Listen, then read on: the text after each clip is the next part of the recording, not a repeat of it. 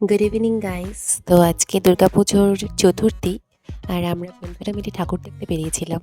তো প্রথমেই আমরা চলে গেছিলাম সন্তোষ মিত্র স্কোয়ারে। ওখানে তো প্রচুর ভিড় ছিল আর সবাই তো ভিডিও করছিল, কারণ ওখানকার থিমটা খুবই সুন্দর হয়েছিল। আমরা সবাই জানি ওখানে অপারেশন সিন্দুর থিম হয়েছিল। সত্যি বলতে ভিডিওতে অতটা ভালো করে বোঝা যাবে কিনা জানি না, বাট সামনে থেকে দেখতে খুবই সুন্দর হয়েছিল। তো তোমরা দেখতেই পাচ্ছ কতটা ভিড়। আমি ভিডিও করতে করতে আমার ফ্রেন্ডদের থেকে আলাদা হয়ে গিয়েছিলাম, মানে এতটা ভিড়। বাট সেই মোমেন্টে আমার ফ্রেন্ডদেরকে খুঁজে পাওয়া ইম্পসিবল ছিল আমার পক্ষে এত ভিড়ের মধ্যে। তো এই জন্য আমি আস্তে আস্তে ভিডিও করতে করতে এগিয়ে যাচ্ছিলাম। তো তোমরা ভিডিওটা দেখো, কত সুন্দর করেছিল।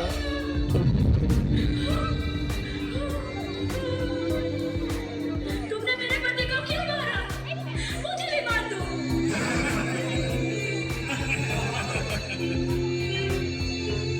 सिंदूर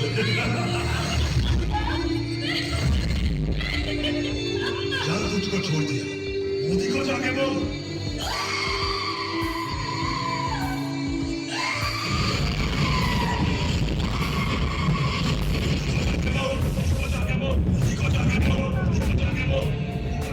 देश के दुश्मनों ने भारत की आत्मा पर हमला करने का दुस्साहस किया।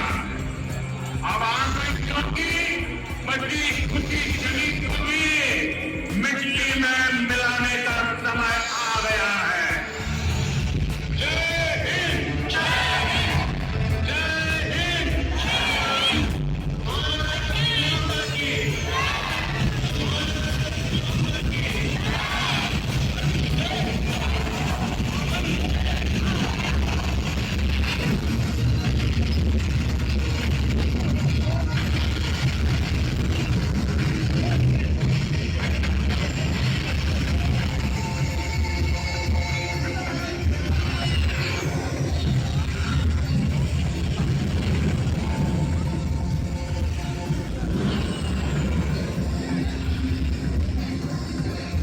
তারপরে আমি আমার বন্ধুকে খুঁজে নিয়েছিলাম। তারপর ওখান থেকে বেরিয়ে আমরা চিকেন ললিপপ খেলাম। তারপর ওখান থেকে আমাদের নেক্সট ডেস্টিনেশন ছিল টালা প্রত্যয়। আমরা ওখান থেকে সোজা টালা প্রত্যয়ের দিকে চলে গেছিলাম। তো ও ক্যাম্পার অ্যাড দিচ্ছিল। ওখানে আমরা একটা ক্যাম্পার বোতলও কিনেছিলাম। তো সামনে বড় করে হোর্ডিংয়ে একটা ক্যাম্পার অ্যাড দেওয়া ছিল, তো আমরা ক্যাম্পার অ্যাড দিচ্ছিলাম। তো ভেতরে ঢুকে গেলাম, খুবই সুন্দর করেছিল টালা প্রত্যয়ের মানে থিমটা। ওরা প্রত্যেকবারই ওদের প্যান্ডেলগুলো খুব সুন্দর করে। আমার মনে হলো চতুর্থী দিনের অনুযায়ী ভিড়টা অনেকটাই কম ছিল, তাই আমরা খুব সুন্দর করে ভিডিও করতে পেরেছি আর খুব সুন্দর করে দেখতেও পেরেছি। অতটা ভিড় ছিল না। ওদের ম্যানেজমেন্টটা খুব সুন্দর, ওরা খুব ভালো করে ওয়েল ম্যানেজলি পাবলিকদেরকে দেখার সুযোগ করে দেয়। তো আমার ওদের ম্যানেজমেন্টটা সত্যি খুব ভালো লাগে। তারপরে আমরা ছোট্ট প্যান্ডেলে গেছিলাম আস্তে আস্তে। তারপর আমরা চলে গেছিলাম তরুণ সংঘতে, দমদম পার্ক তরুণ সংঘ। এটাও খুব একটা ফেমাস প্যান্ডেল আর এর থিমটাও খুব সুন্দর করেছিল। আমার তো খুব পছন্দ হয়েছিল থিমটা। এখানকার থিমটাও খুব সুন্দর করেছিল। এটাও কিন্তু খুবই একটা ফেমাস প্যান্ডেল। তো আমার খুবই ভালো লেগেছিল এদের দুর্গা মূর্তিটা, মানে দুর্গার যে থিমটা করেছিল। আর ওদের যে একটা বড় বুকসের মতো করেছিল, যেটা পাতাটা উল্টো ছিল, ওটা দেখতে খুবই অ্যাস্থেটিক লাগছিল, খুব সুন্দর লাগছিল। আর আমার সব থেকে ভালো লেগেছে যে ওদের প্যান্ডেলের মধ্যে পিলার ছিল। আমরা একটু হাওয়া খেয়ে নিচ্ছিলাম। নেক্সট চলো তোমাদেরকে দেখাই ওই যে ব্যাপারটা আমি তোমাদেরকে বলছিলাম, খুব অ্যাস্থেটিক লাগছিল, যে বুকসের যে পাতাগুলো উল্টো ছিল, দেখতে খুব সুন্দর লাগছিল। আমি ভিডিওটা মোটামুটি নিতে পেরেছি যেটুকু সেইটুকুই আমি আমার ব্লগে অ্যাড করতে পারলাম। তো তোমরা দেখে নাও ব্যাপারটা কত সুন্দর করেছে, কতটা ইউনিক। আর মানে আমি সত্যি বলছি আর্টিস্টদেরকে, মানে কতটা ভালো সুন্দর ভাবনা চিন্তা, কতটা ইউনিক ভাবনা চিন্তা, মানে জাস্ট ভাবা যাচ্ছে না। জাস্ট উল্টোচ্ছে পাতাটা, কি সুন্দর লাগছে। এবার আমরা ওখান থেকে বেরিয়ে, ওখানে যথেষ্ট ভিড় ছিল, ওখান থেকে বেরিয়ে আমরা এবার সোজা চলে গেছিলাম শ্রীভূমি। তো তোমরা রাস্তাটা দেখে চিনতেই পারছো, এত সুন্দর লাইটিং চারিদিকে, প্রত্যেকটা বাড়িতে লাইটিং। আর এই যে মানে ফেমাস রাস্তা বলা যেতে পারে এটা শ্রীভূমি। সারা বছরই কোনো না কোনো অনুষ্ঠান এদের লেগেই থাকে, রাস্তাটা সবসময় সাজানো থাকে। তো আমরা সবাই একটুখানি দেখছিলাম রাস্তাটা কতটা সুন্দর, একটু ভিডিও নিয়ে নিচ্ছিলাম। মানে সত্যি মানে শ্রীভূমি প্যান্ডেলটা তো খুবই ফেমাস, তার সঙ্গে ঠাকুরটাও খুব ফেমাস, মূর্তিটাও। মানে ওদের মূর্তিটা প্রত্যেক বছরই সাবেকিয়ানা মূর্তি করা, যেটা আমার খুবই ভালো লাগে। এবছরও তাই করেছিল। মানে ওদের মূর্তির যে একটা সৌন্দর্যতা, সেটা মানে খুবই ভালো লাগে আমার। আমি নিজেও একটুখানি ভিডিও করে নিচ্ছিলাম, ফিট চেক বলা যেতে পারে যে ঠিকঠাক আছে কিনা সব কিছু। তারপরে আমরা ঢুকে গিয়েছিলাম মন্দিরের মধ্যে। চতুর্থী অনুযায়ী ভিড়টা অনেকটাই কম ছিল, তাই অতটা বেশি লাইন দিতে হয়নি।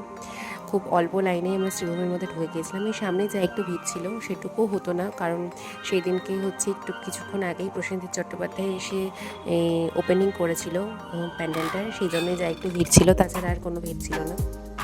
তো এই যে মূর্তিটা তোমরা দেখতেই পাচ্ছ কতটা সুন্দর লাগছে মূর্তিটা। ভিডিওতে হয়তো অতটা ভালো লাগছে না, কিন্তু অতটা বোঝা যাচ্ছে না, কিন্তু সামনে থেকে খুবই সুন্দর, মানে অসাধারণ মূর্তি। আর ওদের লাইটিং নিয়ে তো কোনো কথাই হবে না, ওটা চিরকালই লাইটিংয়ে বেস্ট। তারপরে আমাদের খিদে পেয়ে গিয়েছিলো, তাই আমরা খেতে চলে এসেছিলাম। তো আমরা এখানে পাপড়ি চাট খেতে এসেছিলাম।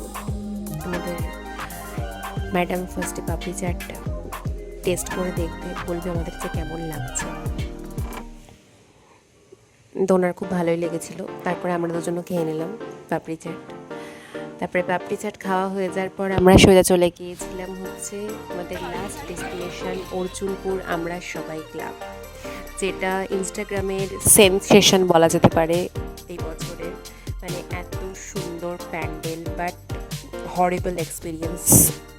আমি ভাবতেও পারছি না যে কতটা হরিবল এক্সপিরিয়েন্স ছিল। মানে ওদের ম্যানেজমেন্ট এত খারাপ ছিল, মানে সেই রাস্তার পর রাস্তা হাঁটিয়ে যাচ্ছে, প্যান্ডেলের কোনো দেখা নেই। সেই ভিডিও ক্লিপসগুলো আমি নিতেও পারিনি, কারণ এত ভিড় ছিল, ফোনটা অবধি ধরা যাচ্ছিল না। বাট শুধুমাত্র একবার আমি ঢুকে গেছিলাম, ওখান থেকে বেরোনোও যাবে না, মানে একবার ঢুকে গেলে। আর যেহেতু অনেকটা চলে এসেছিলাম, তাই আমি ভাবলাম যে আমরা দেখেই যাই ফাইনালি, কারণ এই প্যান্ডেলটা আমাদের বাড়ির খুব পাশে, আমাদের যেখানে থাকি তার খুব কাছেই ছিল। তো সেই জন্য অনেক রাতও হয়ে গেছিলো, তখন অলরেডি রাত 2টো বাজে আমরা যখন এই প্যান্ডেলের মধ্যে ঢুকেছি। আর আমরা বেরিয়েছি যখন, তখন রাত 3:30 বাজে।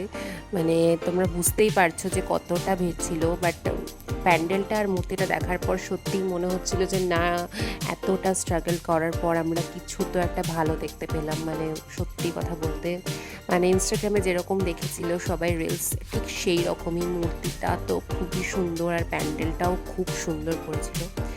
তারপর আমরা বাড়ি চলে গিয়েছিলাম। তারপরে সেই ভিডিওটা নেওয়া হয়নি, আমরা এতটাই স্ট্রেসড হয়ে গিয়েছিলাম আর বাড়ি গিয়ে ঘুমিয়ে পড়েছিলাম। ভিডিওটা ভালো লাগলে লাইক, শেয়ার, কমেন্ট করে দিও। আর আমার চ্যানেলে যদি নতুন হয়ে থাকো তাহলে চ্যানেলটা সাবস্ক্রাইব করে দিও। Thank you, bye bye, see you soon.